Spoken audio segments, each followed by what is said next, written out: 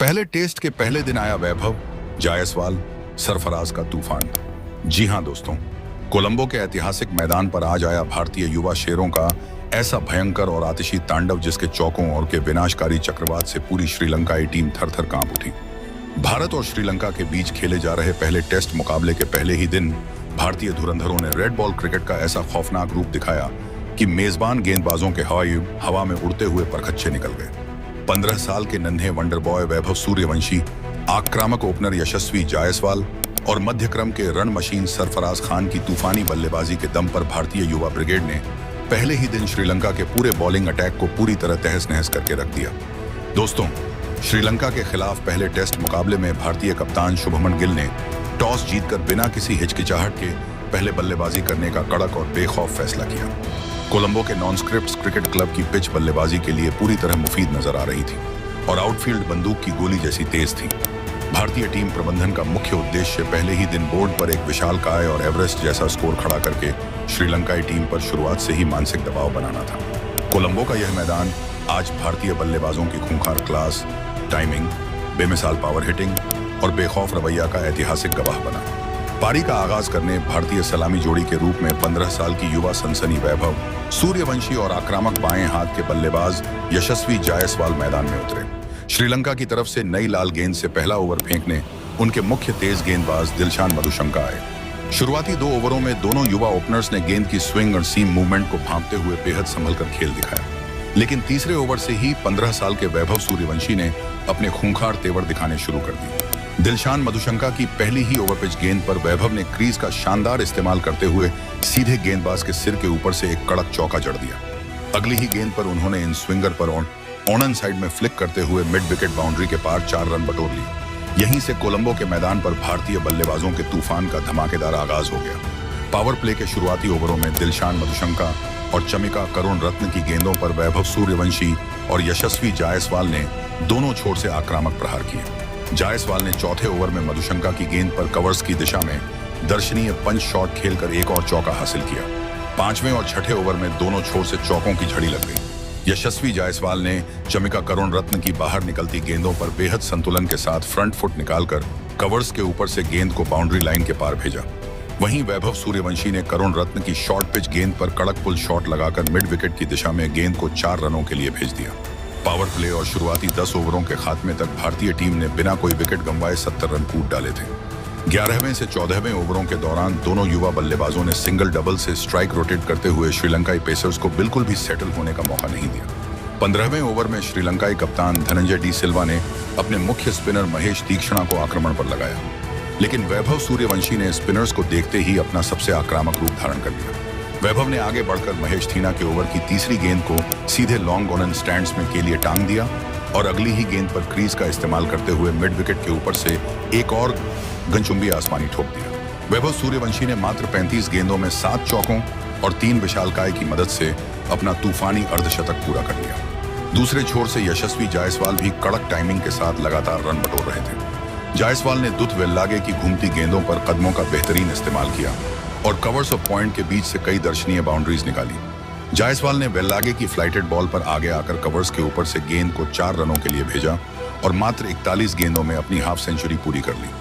दोनों बल्लेबाजों ने मिलकर पहले विकेट के लिए मात्र 26 ओवरों में 180 रनों की एक विशाल और अटूट शतकीय साझेदारी कर डाली। वैभव सूर्यवंशी अपने शतक की ओर बेहद तेजी से बढ़ रहे थे। 30वें ओवर में महेश थीना की गेंद पर आगे बढ़कर वैभव ने लॉन्ग ऑन के ऊपर से दर्शनीय जड़ा और मात्र 63 गेंदों में रेड बॉल क्रिकेट का अपना सबसे यादगार और ऐतिहासिक शतक पूरा कर लिया। पूरा स्टेडियम इस 15 साल के शेर के सम्मान में खड़ा हो गया और भारतीय डगआउट ने तालियां बजाकर इस पारी को सैल्यूट किया। शतक ठोकने के बाद भी वैभव रुके नहीं और उन्होंने दिलशान मधुशंका की गेंदों पर लगातार 3 कड़क चौके जड़ दिए। हालांकि 32वें ओवर में दुनित वेल्लागे की एक तेज टर्न होती गेंद पर बड़ा शॉट खेलने के चक्कर में Vaibhav Suryavanshi deep mid wicket पर कैच थमा बैठे। वैभव सूर्यवंशी ने मात्र 72 गेंदों का सामना करते हुए 15 कड़क चौकों और 6 गगनचुंबी की मदद से 128 रनों की विनाशकारी पारी खेली। 220 रन के कुल स्कोर पर भारत का पहला विकेट गिरा। वैभव के आउट होने के बाद तीसरे नंबर पर बल्लेबाजी करने उतरे आक्रामक बल्लेबाज सरफराज खान ने क्रीज पर आते ही यशस्वी जायसवाल के साथ मिलकर श्रीलंकाई गेंदबाजों की बखिया उधेड़ना शुरू कर दिया। सरफराज ने आते ही अपनी ट्रेडमार्क स्वीप और लेट कट शॉट्स की नुमाइश पेश की। सरफराज खान ने महेश थीना और दुशान हेमंता को निशाने पर लेते हुए कवर्स और फाइन लेग की दिशा में चौकों का अंबार लगा दिया। सरफराज ने मात्र 29 गेंदों में 6 चौकों और 2 की मदद से अपना तूफानी अर्धशतक पूरा कर लिया। दूसरे छोर पर खड़े यशस्वी जायसवाल का बल्ला भी आग उगल रहा था।